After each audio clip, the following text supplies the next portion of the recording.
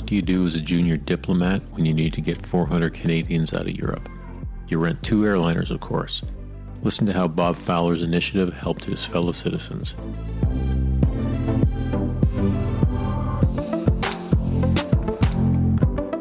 My first job was another of my difficult postings. I was sent to Paris, to the embassy in Paris. And that was funny. I had been told I was going to London.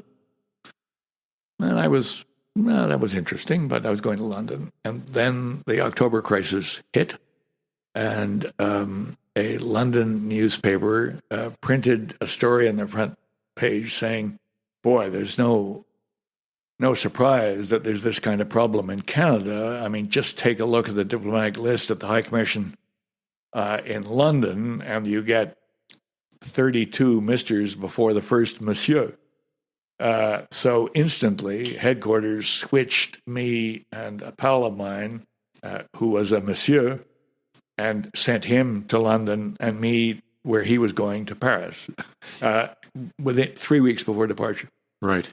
So I found myself the most junior person at the embassy in Paris.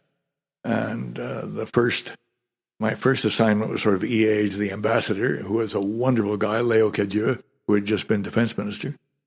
And he was a wonderful mentor and a really interesting guy. And then for the next year and a half, I was the vice consul in a separate office looking after Canadians in trouble. And there were lots of those, mostly drug-related, but everything else as well. And it was all about finding solutions for these guys in trouble. And I suppose I really got my start. I won't give you the long story, but a charter company went bust, leaving about 800 Canadians stranded in Europe. About half of them in Paris, the other half split between Belgium and Switzerland.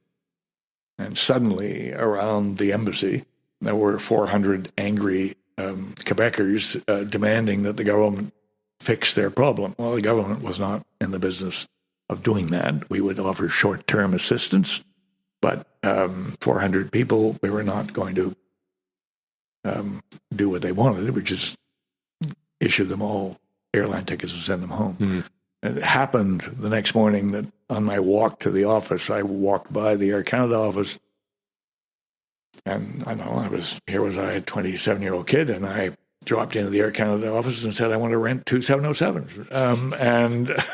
And they gulped and said, okay, sign here. And I went back to the office, and we had 400 seats leaving the next day. We got the 400 people together, and I made them sign a promise to repay, divided the cost of these 2 airplanes by 400, charged each of them, put that amount of money on the promise to pay, and then I lifted their passports, gave them temporary passports, or just a sheet of paper, and said, you get your passport back when you pay.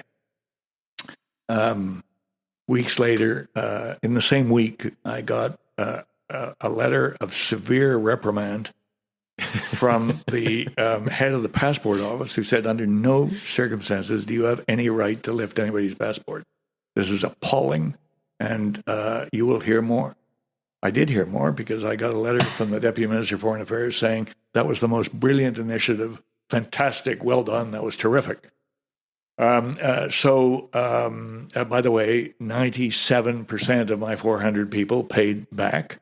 And I don't think in Geneva or Brussels, where they remained for weeks and weeks and weeks, I don't think they, when they were eventually sent home, more than 25% ever paid back to government.